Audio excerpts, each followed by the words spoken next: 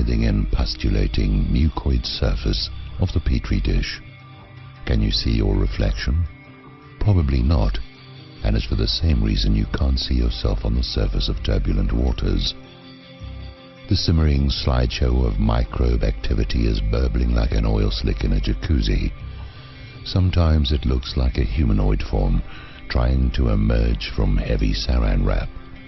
You see a head, a part of an arm. You see two hands, and sometimes you see two heads. But that could just be a head and hindquarters arching out of the murk at the same moment. It looks like something that is either hot for sex or hungry for freedom. But you know you don't want it to achieve either. And you certainly don't want to watch. Well, some of you probably do, in the hope of an accompaniment of self-inflicted frottage. It takes all kinds. It's an adequate image of things seething in the culture and looking to get out. It's a hybrid human effort, seeking a mutation in form so that previously impossible perversions might become doable. There are triffids and troglodytes, chemical golems and off-planet circus freaks trying to break out of the human shell and give hell a chance to party down. New laws with new permissions are waiting in the wings for the appearance of some new tattooed and pierced creation from the island of Dr. Moreau or the cabinet of Dr. Caligari. Present-day practitioners of what passes for whatever art the Zionist controllers define as art are hoping to snag a few of those life forms and hang them from one of those metal apparatuses with the fishhook flesh suspenders and have themselves a showing at MoMA. Pain is the new pleasure, just like lies are the new truth. I've wrestled for some time with the use of the word Jew. This is because my personal experience of various classes of people claiming that title does not allow for them all to be defined the same. I've come up with what I think is the best name for the present-day, most lethal and pervasive abuses of humanity, and that is Neo-Pharisee. That's what I'm going to use now to define Zion-Nazis, genocidal Israelis, bankers, media manipulators, and sundry. Then we have Pharisee enablers, which are either silent Jews, fundamentalist Christians, or soulless husks looking for a leg up with the left-hand god of the Pharisees.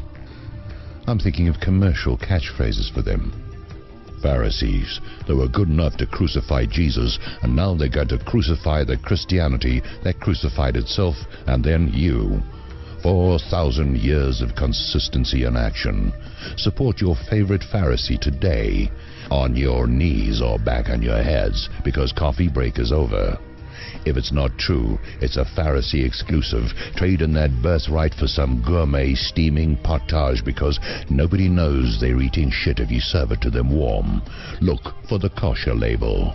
Gay rights, one more locomotive for the Pharisee left. It's not real control unless you swallow it whole and make a Pharisee smile when you do. The black man's friend, from the slave ships to the slumlords, in the projects and the pawn shops in the hood. The Pharisee's your homie, and we be good. It's absolutely amazing how they got control of the money supply and then went on to purchase everything they needed to control the flow of information and the perception of culture into what I am observing humping itself in the Petri dish. Then they manufactured a myth that had no previous existence in the memoirs of the major players of the time, in the press of the day, or in any structural fact, and sold it to the Pharisee enablers to sell to their children and the rest of the world for a place at the trough. Then, under false pretenses, they stole Palestine in the Middle East from the people of the book and made it against the law to question the Genesis so that they could present themselves as Semitic, while genociding the actual Semitics and using the catch club phrase of anti-Semitic to protect them from exposure as being crypto-commie reptiles, masquerading as the ones whose culture they want to wipe out in order to legitimize their own. It's a kind of AIDS virus operating 24/7, and you don't have to sleep with them. All you have to do is believe what they tell you, keeping in mind that objection is a reputation and career-destroying move. What's happening is that the apocalypse is making this increasingly more and more clear to those previously locked into a Stockholm syndrome of perpetual abuse. It's been moving consonantly with the time-speed increase and is about to go turbo when the veils get torn for real. In the meantime, they're projecting themselves into louder and more pernicious public expressions of what they should have been at pains to conceal, but the need to dance for the cameras and damning self-exposure is irresistible to the arrogant and megalomaniac's desire to be seen as the preening architects of the destruction of civilization.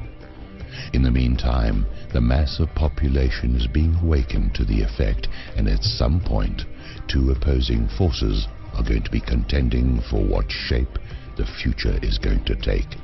One is very small, one is very large. From Lloyd Blankfein, the octopus wrangler, to Rupert Murdoch, the smut and lies wrangler, from the central bankers to the government agency heads, they are digging a hole so deep that they will eventually reach the infernal lands for that final and timely exodus into the realm of their master. The age of the Neo-Pharisee is coming to an end, and it will not go gentle into that burning and blackened night. They're running homeland insecurity and setting all of the legal policies for the enslavement of the populace who might otherwise object. B'nai B'rith and the ADL are actually in charge of it all, and Eric Holder and Barack Obama have been flashed back to the 1850s. Don't tell me we don't have time travel. They've got blackmail videos of most of the members of Congress and everyone else in every vital place. There's hope that the military is not entirely compromised and might perform a coup. We'll see. The Neo-Pharisees and the Crypto-Pharisees, the Bush-Ligula cabal and the Fundi Schmooze are all groping each other in the Petri dish and looking to go contagious and viral. They've got that big Christmas tree on that South Korean hill, and they're just waiting to see if the bait trawling can land them some exploding fish to turn the whole landscape into flaming sashimi, which sort of defeats the actual comestibles description. They're not going to need any wasabi. A certain beast is rising in the midst of these fecal gourmands, in the middle of their Roman orgy of cannibal coprophagia, so called because it's living shit masquerading as some kind of Midas touch in reverse and being sold and desired as the genuine article. This is the real shit, and they made it themselves. This rough beast is going to do a sweat lodge number on the stones of Bethlehem, making a sort of wood-fired oven for the house of bread. It's all prophecy becoming real, and revelations in action. It's a recurring cosmic event that shows up like clockwork at the deathbed of the culture, ready to pull the plug on the electric charge that is keeping the steaming mass of pus alive in the petri dish of the world as we know it. Or don't know it now. They've been identified by a number of people who only totaled over 100,000 at the end of the war, and now total upwards of over 1 million, because apparently they've been reproducing in the petri dish at the dark of the moon. With the real figures, that's 40 identifications to every single survivor, and wouldn't you think some of them might have passed on over the course of 65 years? It's another expression of that new math where, even though there was a population increase over the course of the war years, check your census dockets, somehow we've got the irrefutable disappearances of the non-existent, endless marching ranks of ghosts with their hands out, being generated by a perpetual hallucination machine. Well, I'm not going to let this be my pre-Christmas finale. We'll head over to Visible Origami on Christmas Eve. By the way, Merry Christmas, and stay out of dark alleys if you're wearing Santa suits, because there are press gangs running around with menorah saps.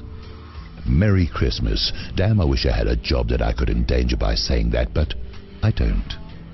Merry Rama Lama Gotterdammerung, and a joyous new age. End transmission.